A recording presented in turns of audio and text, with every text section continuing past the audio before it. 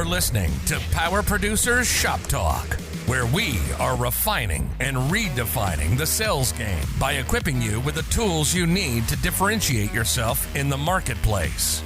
Well, it's like when we audit the mod with Mogic and give them the action items that they're going to use to lower their total cost of risk. Tactical skills that will help you provide deliverable value to your clients and prospects. Technology is not an expense, it's an investment. Look at what Think HR has done for our clients and even our team. It's an amazing product, and I'm so thankful we have that. And action items that you can provide to take your prospects and clients to the next level. Things are changing for us in 2021. Not all big business anymore. Now that we have CoverWallet on our team, it's amazing that we're going to be able to write small business profitably. This is Power Producer Shop Talk. Production redefined. Are you ready to feel the power?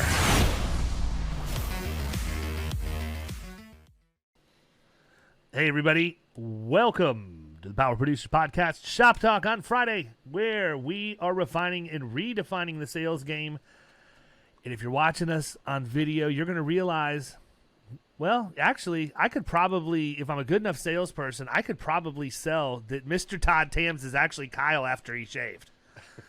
I could try that because we're all sitting down, but I'm not going to try that. Kyle is out. He's got the COVID, not feeling so hot, and so we had to bring in a backup, and we brought in a good one. So we got Mr. Todd Tams filling in Kyle's seat as we wrap up our last 3 episodes of Shop Talk with Mr. Kevin Ring from the Institute of Workers' Compensation Professionals based out of Asheville, North Carolina. So, guys, we got 3 bangers. I mean, as soon as I realized Kyle wasn't going to be here, I knew the guy, right? I knew the guy I was going to ask because this is just absolute perfection as far as I'm concerned for workers' comp conversation. So I'm glad to have Todd here. And, I mean, we're going to get kicked off and start with classifications. I think it's interesting because as I sit and I look at all of the internet back channels that I'm on, like, yeah, I'm that guy. I'm in workers' compensation groups on the internet. Sorry. I'm a recovering, I have a problem I'm recovering from. But it's always interesting to me how many people have an opinion on classifications. And I've never really felt like that was something that you needed to have an opinion on. It's kind of black and white in most cases, right? I mean, you can read the Scopes manual and maybe have some interpretation of what you want it to mean. But that would also be like my parents saying, David, I don't want you eating ice cream after 8 o'clock, and then me interpreting that to mean, well, if it's not that far after 8, it'll be okay, right? So let's talk about that a little bit, man. Let's talk about classifications and why it's so important to have people classed right. And listen, I realize that some of that might seem like common sense, but I also have seen a lot of deck pages and mod worksheets that tell me this is a worthwhile topic. Well, it's incredibly easy for a business to be misclassified. In most states, with the exception of Pennsylvania and Delaware, there's north of 500 different classifications. And I agree with you 100%, David. I hear agents that are upset all the time about the way a business is classified. Well, this is too expensive for what they actually do, and I'm sympathetic to that, but it doesn't really change the fact that the classification system is what it is, and it is designed, with some exceptions, to group businesses that are similar so that they are charged similar rates and so that they can produce rates. Because if we tried to promulgate rates for every single insured, the business would be chaos. Right, there are these groups that have been created by the rating bureaus, and what far too many agents do is they'll walk into a business, they'll explain to a business owner why they're the best agent that business owner's ever met with. The other agent is a loser, and you should ditch them, and then they will pick up their existing policy and copy down the class codes, just like. It's like cheating off the paper of the person fails every test. And those class codes they have that 4 or 5 or 6 words on the deck sheet, but that doesn't tell you what the code actually says. I like to challenge people and ask, if we were to take a break right now and I gave you 15 minutes to write a description of what you feel like a clerical job is, what would you write? And the answer is typically 2 or 3 paragraphs. If they were that kid in school that thought a 500-word essay needed to be 1,000 words so they'd get an A, they might go a little bit longer than that. But you guys have seen the clerical classification from NCCI. It's like 2.5 pages, single space, 10-point font. It's incredibly detailed. If you look at the one in California, it's even more detailed, down to like the height of the wall that you need to have to separate someone physically from the risk of the business. If you're not reading the classifications, you're not doing your job. If you don't understand the work that your client is doing, and I mean, what materials they use, what tools they use, what processes they use, you're not going to be able to get them classified correctly. And this has always been true, but it's been more true over the last 2 years, is that businesses change, right? What was the right class code 2, 3, 4 years ago may not be the correct class code today. They may have added things to what they do. They may have changed their process. They may have, maybe they started offering delivery with their delivery people because of lockdowns. And if you don't know those things, then you put them in a very precarious position. They're certainly not paying the premium that they should. Their mod isn't going to be what it should be because the expected loss rates that bleed onto the mod from those codes aren't going to be right because it's the wrong code. I mean, it's really the mother of everything else that happens in workers' comp. Yeah, look, man, I mean, I think that it's also worth probably talking about, too, what it means when you say governing class code. Because I think that's something that comes up a lot that agents don't understand, why roofing is the governing class code on a workers' compensation policy that includes it. Why? I understand, but for the people out there that are just dipping their toe in the water, it's amazing to me because the three of us have been doing this long enough. This stuff is really, and of the three of us, Kevin by far has the lion's share of the knowledge of the trio. But, a lot of this is just common sense and second nature at this point. And I'm always amazed at how complicated people make this. And it doesn't have to be. If you just are able, if you're willing and able to follow instructions and read and comprehend, then it's not difficult. And I don't want to say that in a nasty way, but my goodness, people, I mean, you're out putting together complex insurance programs for middle market companies in some cases, and you're flying blind. You just don't even have any idea at all how this works. And I mean, look, I'll be the first person to admit I've made plenty of mistakes in my career. There are things that I have learned by paying stupid tax. I get that. But some of this is just like, wow, what are they putting in the water these days? Well, I mean, let's start with the simple stuff. So we're going to set aside 4 distinct types of operations. You've got construction, agriculture, staffing, which includes temporary staffing as well as things like PEOs, and then oil field services risks, which was added by NCCI a few years ago and really works exactly the same as construction.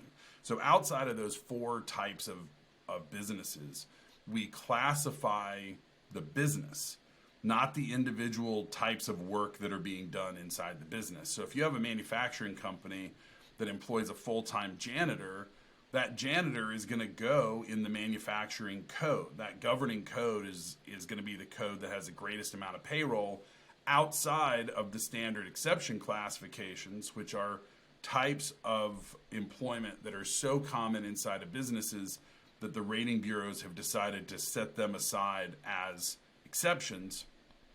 The exception to that, of course, is if those standard exceptions are included in the governing classification, like something like 8868 in NCCI states, which is colleges or churches or schools, professional and clerical. But to not go too far off the rails, What a horrendous class code, by the way. That code for schools and churches is like a catch-all, man. I can't tell you the number of times that I've just seen crazy stuff that the carriers, and listen, the carriers know. They're okay with it. And I just can't believe that in some of those codes you can have, maintenance people, property management people, and all of that, because they're part of the operations of a church or a school, they fall under that code. Those folks are going to probably fall under 9101, the all other employees piece. But yeah. Right. I mean, but you're right. It's not the 8868, it's the 9101, but there's no rate in that code, not compared to the 9014 and 9015. Right. And that's where, I find the same thing with furniture stores. For whatever reason, one of the more common questions that I get over time is about furniture stores. And what always happens is that the agent is upset because the auditor came in and moved all of their salespeople out of 8742 and put them in the furniture store class code. And they'll say, well, that's not fair. That furniture store class code is for, the people moving furniture. Well, it is. But there's a couple of problems with putting those salespeople in 8742. First of all, 8742 is outside sales, very specifically not inside sales. So if I'm that person wearing a polo and khakis telling you how this Barcalounger is going to change your life inside the furniture store, I am quite obviously not outside sales. The second piece is the furniture store classification is written to contemplate every employee of a furniture store. The people up front selling you furniture as well as the people in the back. And I think, without going back and looking at the class code, even the people delivering the furniture to houses. And no, it does. I've written a pretty large furniture chain, Yeah. so it does include everything. Right. And including the guys that are in the back building the knockdown furniture when it comes Right. in, right? That's coming in pieces, and they're actually building it before they put it out. So, is that furniture store paying a higher rate than is probably reasonable on their salespeople? Almost certainly yes. On the flip side of that, are they paying a lower rate than they probably should be for the people who are assembling that furniture and delivering it? Also, almost certainly yes. That's because the class code contemplates the entire business. That experience is collected from all of the furniture stores, and they come up with a rate that represents the risk common to furniture stores encompassing all of those employees. And that's where you get people upset about classifications, is to say, well, my furniture store doesn't deliver furniture. They don't assemble furniture. Well, is it a furniture store? And maybe it's not. Maybe it's just a showroom. Maybe that goes into a different code. And there is certainly room for reasonable disagreement inside the classification system, but I tell agents all the time, and I would encourage everyone listening to this, if you want to make a reasonable argument with an underwriter or a premium auditor about a class code, then you better be prepared to make that argument. And that means reading the classification. And that means understanding what your client does, what the classifications contemplate, and how and why a certain classification fits better, because this is a game of rules. We can argue fairness, but it's an incredibly weak place to argue from. So if you want things to go your way, then you better be prepared to cite chapter and verse from the code description and from what your client does. And I don't remember if I mentioned this in any of our previous conversations, David, but if you do not have access to the manuals for your state, whether it's the NCCI manuals, if you're in an independent bureau state, whatever it is, if you don't have access, and I'm not talking about going to classcodes.com and finding the 2-sentence description that they have on their website, which is not useless, but it's not especially useful. You've got to get in there and read the classifications and understand how this works, because just waving your hands and yelling and screaming is not going to get it done the majority of the time. You might find an underwriter that feels sorry for you on occasion, but you've got to be able to make those arguments strongly if you want to win them consistently. So Kevin, what you're talking about is being a true professional and paying the fee to run your business and run the business the right way. As an agent, you should not be calling your underwriter saying, hey, how should I classify this business? You should be paying the fee to NCCI for the scopes manual so you can go out and classify that business yourself the right way. In addition to that, you better brief your client on those standard exception class codes and how they're going to get burned if they don't classify and set up the right processes for that business. And I can remember the time when I was young and probably much more inexperienced than I am today, and we wrote a manufacturing facility. And the audit comes back out, and they've taken several of the clerical workers that sit up front and do the bookkeeping, and they lumped them into the manufacturing class code in the back. And it turned out over the course of the audit that these 3 clerical people up front, their job is to clean the back of the house and clean the restrooms and all that stuff. Well, that doesn't make them clerical anymore. They're working in the back room. And when you talk about the governing class code, they're no longer clerical. They are going to be rated 100% all of their payroll in the back of the house. And if you've got a highly paid bookkeeper, that's a lot of payroll going in the back of the house in a much higher rated class code. Yeah. Yeah, I've had it happen one time before, too. I've told this story a couple of times where I rode a large manufacturing facility that was all under roof. It was several 100,000 square feet, and it was thermoforming and extruding of plastics to make the clamshell containers for produce, but they also had a label printing operation that was part of that. And so the label printing people were that's all they did. They didn't go into any other portion of the facility or whatever else. They were under the same roof. However, the area was fenced off with a gate, and they were completely separated from everybody else.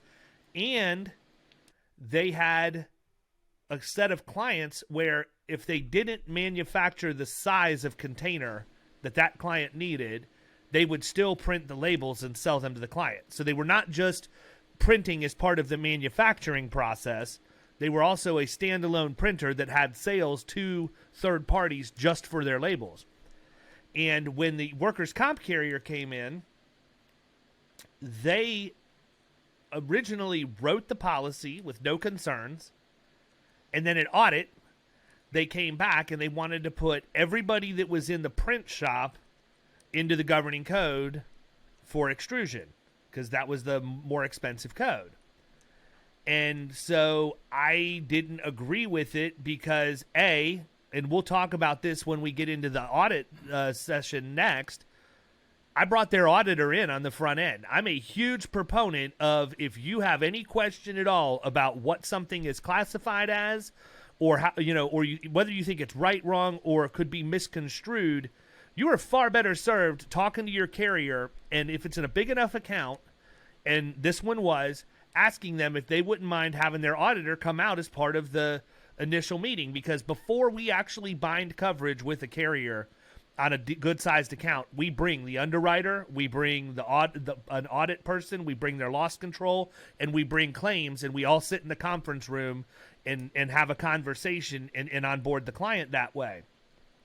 And everybody signed off on it, and then it became a problem. And so we actually had NCCI come out and do the audit because the carrier wasn't going to budge after they agreed to write the policy the right way. And this was 6 figures in additional premium that we had thought we addressed on the front end. NCCI came out and ruled the same. They said, nope, everything goes in the governing class code unless you make the print shop a separate LLC with its own payroll and run only those people through there, and then we will put them as a named insured on the policy along with, or an additional named insured on the policy along with the main company, and we'll leave it the way that it is. And I'm thinking, okay, I get it. Not a big deal. It's like less than $500 for us to do that. But why did we have to go through all of this when you could have just told me that on the front end, right? Yeah, that's very frustrating because the difference between the story you just told and the story that I hear on a weekly basis, at least, is all of the legwork you did on the front end to make sure that everybody was on the same page. Because what happens? Well, that's because I did it the other way too many Right. times, man. I Well, finally learned my lesson. and the challenge that we're in, and we all are at least second generation in this business. So if you were to go back and talk to the older generations, and they will rant, if given the opportunity, about what a piss poor job this industry does in training people today versus what they did 20, 30, 40 years ago. And it starts with underwriting. It doesn't happen by and large today. It's, a submission with a craptastic description of operations. If the carrier decides they're okay with the premium, they're good to wait for the auditor to show up as a second stab at underwriting and decide if the way they wrote it is actually correct. And I apologize to any underwriters, but not really, that might be listening to this, because I see it every day. And what's the situation you're talking about, David, is where when you talked earlier about classifications tend to be pretty simple. What you're talking about gets into a really hairy corner of the classification system, which is when can you add an additional basic classification. And I'll tell you, from the description that you just gave me, it kind of sounds like all the hurdles were crossed, which is generally going to be that the business can survive on its own if the principal business went away. So if they were selling those labels to people other than the principal business, they have to be. Yeah, and I really thought that was like the differentiator, man. I thought, okay, well, I thought it was because we had it caged in. Right. Well, that's the and second piece, is it has to be physically separated in a way that protects it from the general risk of the principal business. And then, if there's interchange of labor, you have to keep the records about who works where. But several years ago, I got in a very similar argument with the Indiana Bureau, because they had come out and done an inspection just like NCCI did, and I must have written thousands of words arguing why I was right, and I was right. They just said I wasn't, and ultimately we lost. But the solution they presented to you is the magic bullet, because we separately classify every legal entity in a state. But there has to be enough money in it. You say it's $500 to set it up, but it's a separate tax return. It's a separate, payroll system. There's a meaningful burden on the employer to do that sort of thing. But if you're talking about six figures, it becomes pretty easily justifiable. Mm-hmm. Yeah, Todd, what's your story? What's the worst class code deal you've ever had to deal with? What's interesting about this scenario is I think it depends upon the carrier. We took over an account one time that had all of that. They had engineers in the back that were programming machines remotely, and it was kind of a small startup type business. So they're working out of a small type garage facility. They've got all their engineers in the back, and then they've got their production department on the front end, separated by walls. And one company wanted to dump them all under the manufacturing class code, and we had another carrier come in and say, we did the pre-inspection, much like what you talked about, David. And we took pictures. We didn't actually have anybody come out on site. It wasn't that size of an account, but we just took pictures of the separate work areas, did a video, showed them, and the carrier at that point agreed, yes, we believe there's a separation. They've got the walls up. It's a entirely separate workspace, and they rated them separately. So I don't know. I think some of it, sometimes you may just need to find a different carrier that's willing to be more agreeable than some of the other people. Yeah, there's certainly we live in a room gray industry. for. That's why we have debits and credits and different rating methodologies on how we price an account based upon the type of work that they do. Yeah, there's certainly room for reasonable disagreement, especially when you get into that specific area. And I know we're right up against our time, but I want to tell you this story because I just found out it resolved itself yesterday, and it's something I'd been working on for over 2 years. And I think it illustrates the importance of not only you, the agent, understanding how a business is classified, but also your client understanding how they're classified and how important it is. We are all big fans. All of us here are big fans of keeping things in plain English for our clients. Like we all agree that we want to speak our clients' language as much as possible, not spit a whole bunch of insurance words at them. But in this case, the client not understanding how the classifications worked bit them in the rear end for an awful lot of money. And so in this case, it's a property management company that employs maintenance staff. As you know, this is a property management company that did a lot of residential properties that they directly manage and maintain. So they have a maintenance staff. They have the same agent for over 2 decades. And that maintenance staff was always classified in the carpentry, the 5645 class code, outside of the 9015 property management code. And when you read the property management code, it says, with some caveats that aren't relevant in this situation, that employees doing ordinary maintenance and repair of the properties are included in 9015. Well, the job title for these maintenance people was carpenter. You know, this was some out of a book job title. And so literally for 20 years, they had these people in carpentry. And a few years ago, another agent came in and said, well, what are these people actually doing? And what they're doing is ordinary maintenance and repair. Like a kid kicks a hole in the drywall, they come in and fix a hole in the drywall. You know, door gets knocked off the hinges, they fix it. They were not doing new construction. They were not knocking out walls and doing alterations. They were doing maintenance and repair of the managed properties. And so they went back to the insurance companies that were involved and they said, you know, hey, this is wrong. And over the course of several years, this is a company that never paid more than $150,000 in premium. And we were fighting about 7 years where it was worth about $350,000 in additional premium. That was with adjusting the mod for what the mod would have been if the codes were correct. And it all came down to the fact that when the insured discussed this with the insurance company and with the auditors over the years, they always used the word carpenter instead of just calling these folks maintenance people. And I'm convinced if they had called them maintenance people from the jump, they would have gone in 9015 as they should have, and all of this could have been avoided.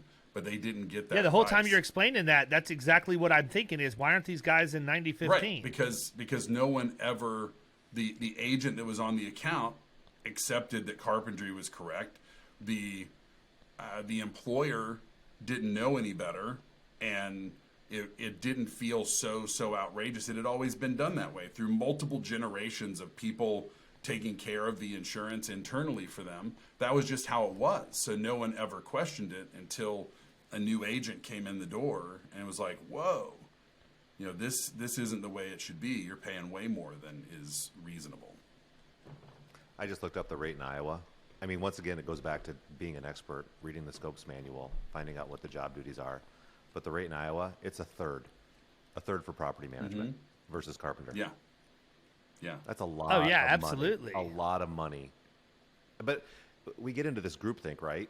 The underwriter says, well, if that's how the previous agent coded it, that's how we want to code it. And it takes, you really got to bang that drum for a long time and provide the written documentation and the pictures and the job duties to get someone to come off of what's been done before to prove to them that what's been done has been incorrect. Mm-hmm. It's not going to be an easy feat sometimes. You really got to push. Well, look, at the end of the day, this is my advice as we wrap this episode up. Spend $99 and go buy the frickin' Scopes manual from NCCI, and every time you have a class code, read it. Like, that's what I did, right? And I even, in some cases, if I feel like there's going to be a point of contention with the client or the prospect, I print it out and take it to the meeting with me and show them exactly what it is. And I've even done it where I won't tell them which code I'm reading the scopes for. I'll ask them, is this an accurate description of what you're doing? And it's the one I think they should be in, not the one that they're in. So there's a lot of things that, you know, that's the one. There are very few things that I'm really like actually happy that I spend money on. That's one of them, man. That Scopes manual for $99 a year has made my life so much easier since I started buying it. Yeah, I would... more specifically, more than just the scopes, I would go out of pocket for the mini e-library from NCCI, which I think. Ooh, talk to me. I think, let me just, because I know exactly where to look on their website.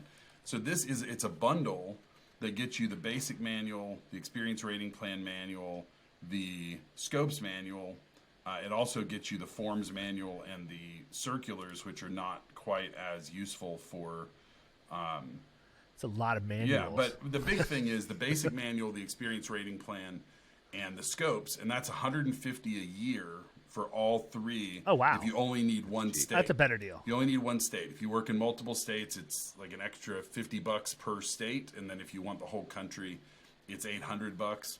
The other resource, since we're talking about this, that I recommend every agent that has accounts outside of their home state is the Analysis of Workers' Compensation Laws, which is published by the U.S. Chamber of Commerce. You can get that at publications.uschamber.com. They're charging like $200 for it now. But get the digital edition. It's a 140-page book that breaks down in tables every state, U.S. territory in possession, and Canada, who has to buy comp, who doesn't have to buy comp, what you get paid when you get hurt, whether or not you can choose the doctor. There's a whole bunch of stuff, and it's outside of the rules of the bureaus. It's actually what's in the state statute. And if you've ever tried to read a state statute and sort some of these questions out, the book is dramatically easier. And like I said, if you have accounts in multiple states, you cannot make the mistake of assuming everything's the same everywhere, because that'll bite you for sure. Good advice, sage advice as always. And listen, people, that advice doesn't end with this podcast because, one, we're getting ready to do another episode and give you way more Kevin Ring. But if that's not enough, you can also join the Institute of Work Comp Professionals and learn from this guy all the time. Now, listen, I have a lot of friends that have that CWCA designation. I almost said endorsement. Good grief. And every one of them tells me the same thing. The coursework itself is fantastic. But when you're out there and you run into one of those deals like some of the ones we just talked about, and you need a resource that you can pick up the phone and call, this guy's like an encyclopedia with a beard. Like, he knows. The reason he knows about those manuals is, A, he either contributed to the authorship of them or he has read them front, back, left, right, top to bottom, and knows them in and out. So I would highly recommend that you guys reach out to Kevin and Preston at the Institute of Work Comp Professionals if you want to take your game to a completely different level. I can help you with selling it, but you got to know what you're doing in order to do that. And they have some pretty cool sales tactics as well. So they don't pay me for telling you to do that. I do not get any compensation whatsoever. I can just tell you, if I knew Kevin Ring 20 years ago, I wouldn't have a podcast or an agency. I'd be worried about the calluses on my hands from reeling up so many massive grouper in the Keys. With that being said, we are out. Everybody have a great weekend, and we'll catch you next time. See ya.